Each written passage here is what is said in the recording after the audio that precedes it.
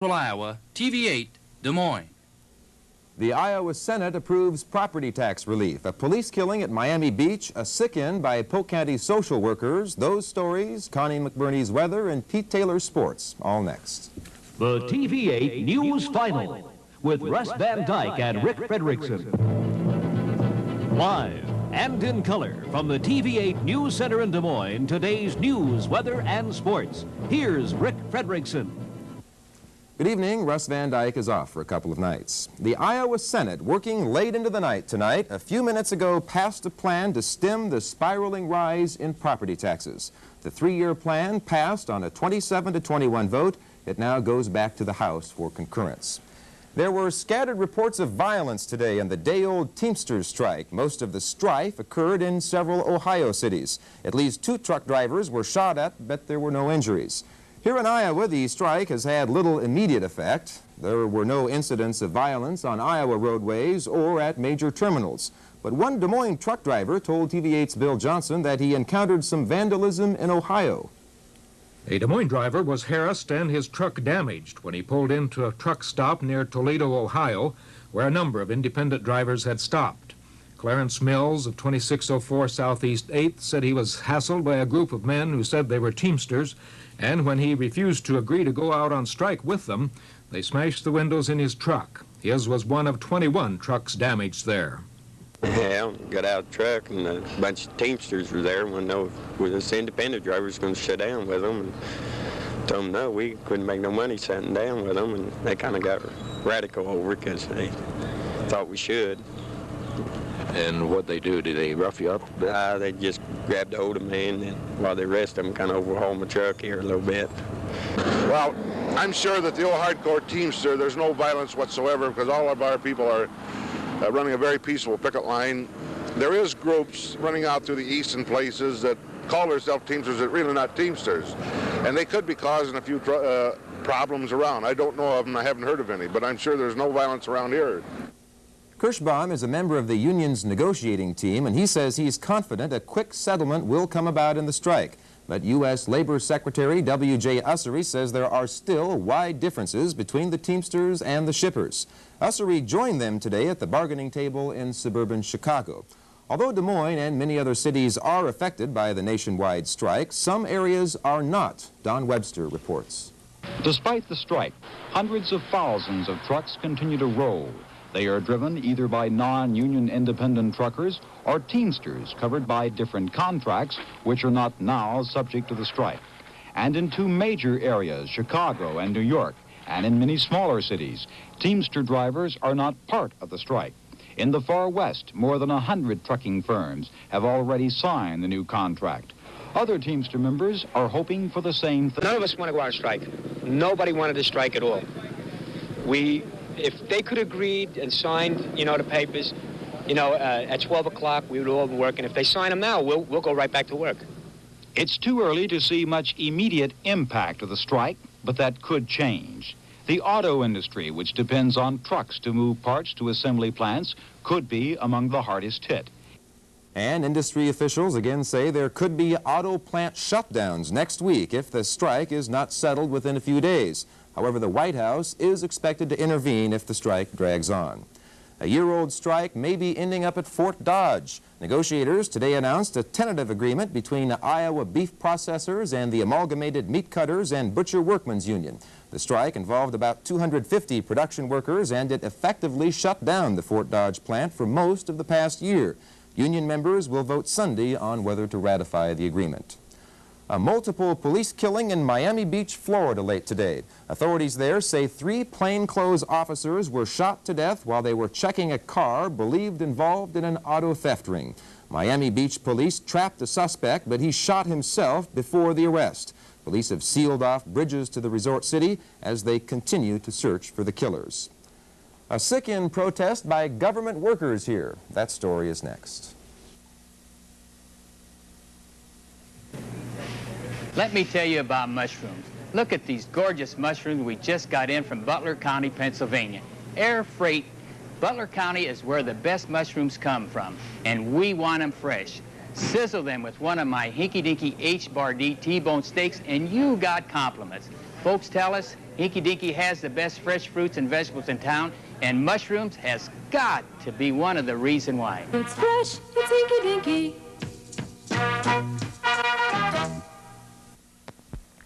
There are many good reasons for serving yourself at a Pester Derby station.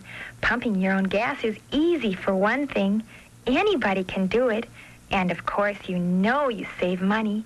And sometimes it's a little faster.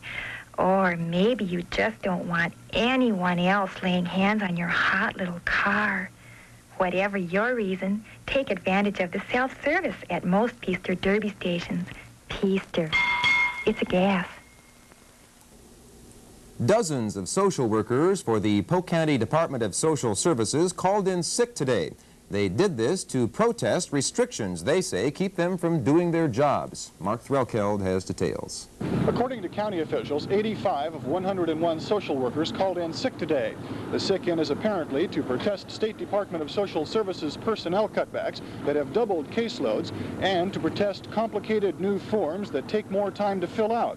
One worker said, with the exception of a few walk-in appointments, he hasn't seen a client in 3 weeks. Another said clients are taking a back seat to paperwork because it's easier to stall a client than it is to stall a computer. What do you think they're basically trying to say? Essentially, they're trying to say, hey, look, we're already overworked and understaffed, and it would seem to us that administration has an obligation to simplify rather than complicate. How did the situation get so bad that they felt that they would have to call in sick? Well, as I say, I think it's just an accumulation of pressures. One day, you just have enough. As far as I know, there is no ringleader to this. It just seemed to spontaneously generate. Are there any solutions? There are solutions. Procedures can be simplified. What is your general reaction to this sick-in? Well, Mark, I'm really quite concerned about this. On the basis of the information available to me, it would appear that the sick-in has implications similar to an illegal strike. I can be in sympathy with staff shortages. I certainly cannot be in sympathy with a method of this type. Emery said there are enough people available to cover emergencies and that he does not plan to take action against those absent today. Burns, on the other hand, said if further study warrants it, those not reporting for work will not be paid for days missed. Mark Threlkeld, TV8 News, reporting. A Storm Lake girl drowned after a bathtub accident today. Authorities say 18-year-old Vicki Karstens slipped and fell face down in a tub at her home. Collision on the Des Moines south side today injured a 72-year-old Polk County woman. June Faye Knudsen of 1000 Southeast 80th is in fair condition at Methodist Medical Center. The other driver, 19-year-old Steve Burgess of 4200 Park Avenue, was not injured. Police say they will file a charge of running a red light against the Knudsen woman. The mishap occurred at Southwest 9th and McKinley. The Des Moines city manager has reported on the flock of troubles faced by some East Side residents who are plagued by an estimated 1/2 birds. Randy Schwager has more on that story. One alternative suggested is to do nothing. Just let the birds do what birds do. But residents near the bird harbor where the starlings roost nightly, east of Glenbrook Drive and north of Washington, say that suggestion is for the birds. They contend what the birds do is create a health hazard. They say the large amount of bird persons to get histoplasmosis. Health department officials, though, have not been able to confirm this. The manager outlined several methods of eliminating the birds, ranging from introduction of parasites, which he says could result in a greater problem, or he says they could be trapped in nets and fumigated, a process Wilkie says would be difficult and expensive. Another alternative is to shoot the birds. However, Wilkie says to eliminate a roost of 300,000, hunters would have to expend 60,000 rounds, with each round hitting 5 birds, and it seems highly unlikely the birds would just sit around and be picked off while the gunmen blast away from below. Also mentioned is the possibility of blowing them out of the trees with dynamite, a process likely to cripple many birds rather than kill them. Wilkie says use of contact poisons would also do the job, but could pose another health problem to the neighborhood. Dispersal is yet another alternative with many ways of doing the job, from scaring them off with recorded distress calls to simply leveling all the trees and shrubs in the problem area. These possibilities, however, raise the question of what neighborhood will inherit the problem next. Getting back to the original idea of leaving the birds alone, experts say they'll all fly north by mid-April, but are likely to be back again next year. The council will make a judgment on the matter Monday night, and the manager cautions that they'll be setting a precedent, as complaints about birds are not unusual and come in from all around the city. Randy Schwager, TV8 News, reporting. Patrolman Craig Hamilton and Ron White apparently think if it's good enough for Kojak, it's good enough for them. The two Des Moines police officers were asked to get haircuts after yesterday's inspection. So, in the true Yul Brynner and Telly Savalas style, they showed up for duty today with shaved heads. Their captain, Ray Steiner, says they're certainly within regulations now. We'll have more news after these messages.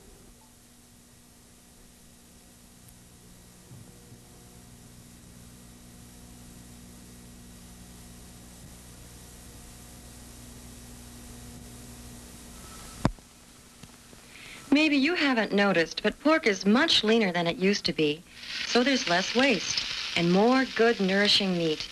Because the farmers who produce today's pork make sure it measures up to today's greater demand for value and quality. Good. Pork tastes better than ever. My homework. That's the best reason of all to enjoy it often. This message is brought to you by the people in this area who help produce today's pork.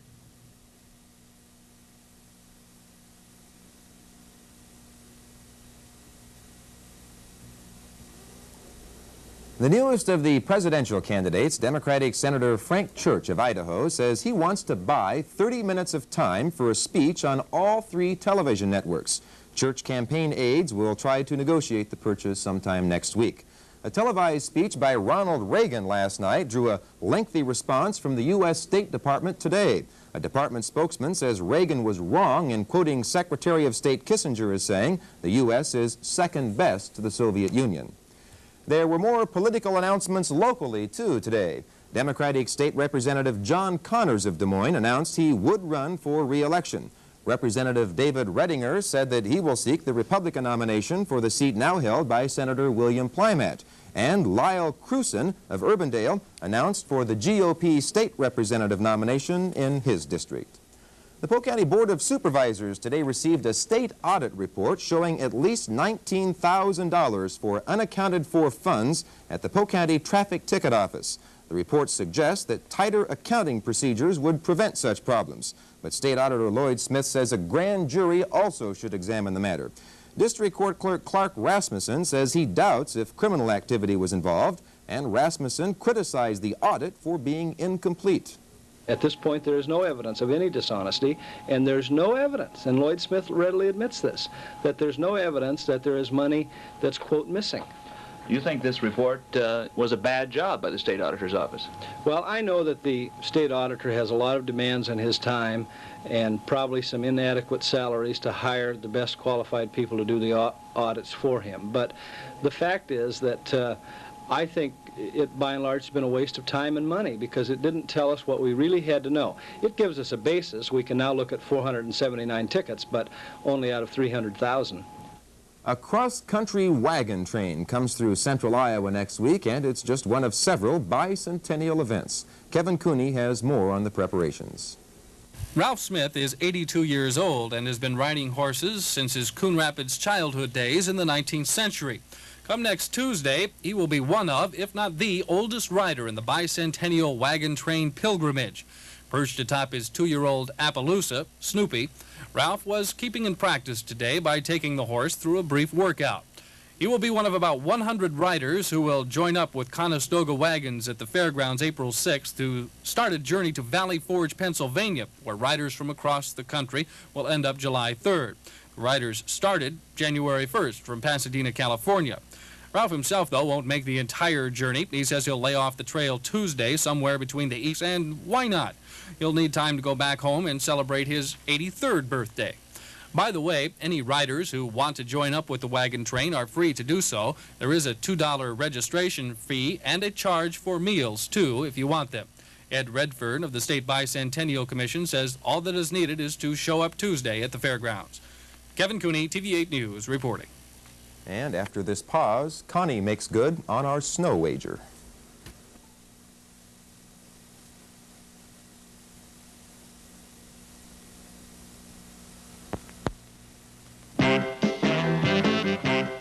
remember when you had to work hard for your fun? But now that times have changed, you owe yourself a snapper riding mower. It cuts your lawn faster and easier. You still have to finish the lawn before you can have any fun, but with a snapper, the fun gets here faster and easier.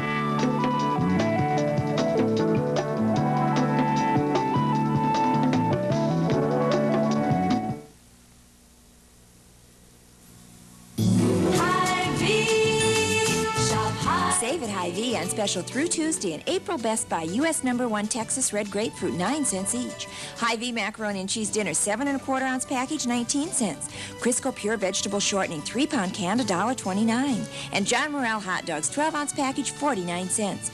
You'll stretch your food dollar with budget cutting savings at Hy-Vee. Where there's a helpful smile in every aisle. To take the chill out of their tired little bones when they come home from school or play, a steaming mug of hot chocolate will hit the spot. Made with nutritious low-fat AE chocolate milk, it's a quick and health-giving drink that tastes just right.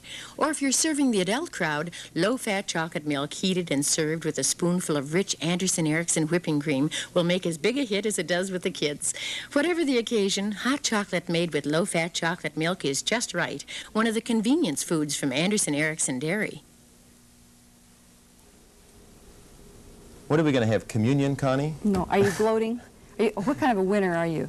I'm going to be a good winner. You're a really good winner? Do we need any background for this? It's April 1st, and I won the bet that we would not get any... Dinner music is all we need. Okay, yes. here we go. This is it. You won the bet. The bet was that there would not be 3 inches of snow between the time we made our bet before the girls' basketball tournament on April 1st. That's right, and it didn't come. And the bet was a steak, right? Okay. And I lost, and so here is your steak.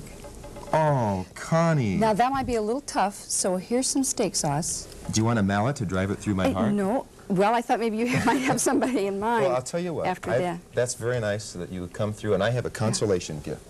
I have a boneless chicken for you. Okay? This is too sweet. Well, we'll just have to have dinner together after the news tonight. I don't think I want to. Boneless chicken and steak? What more could you ask for? Oh, just a minute. There's a message over here. When will it all end? Not soon enough, probably. I bet Russ wishes he was here. I bet he's glad he's not. Is it a lot? Well, no, it's not. I can tell you. Oh! That, of course, Iowa produces pork and lamb and chicken, even boneless chickens. But that is Marshall County beef. Is that right? And a friend of mine named Robbie brought this down for you, and he said, this is so tender, you can cut this with a newsroom pencil. You don't even need a knife. I'll report back. Enjoy. Thank you, Connie. You're welcome. Now, where were we? We were talking let's about weather. Talk about the weather. Yes, weather. It's going to snow 3 inches tonight. Tomorrow, I swear. Saturday, there's a system coming in. There's a low here, there's a low here, and there could very easily be 3 inches of snow behind here. I don't think it's for us. But there is a cold front, and there is a big system off there to the northwest. Today on the satellite map, it looked like this. In fact, you can even see that cold front all strung out, kind of heading toward us. A lot of cloudy system, a lot of cloudies in the system. That's what they were. All the way down, also, you can see a storm system moving across southern Texas. But this is the front which is coming toward us. It's expected to begin to move in from the northwest and enter the state on about Saturday, which is the reason we have a chance of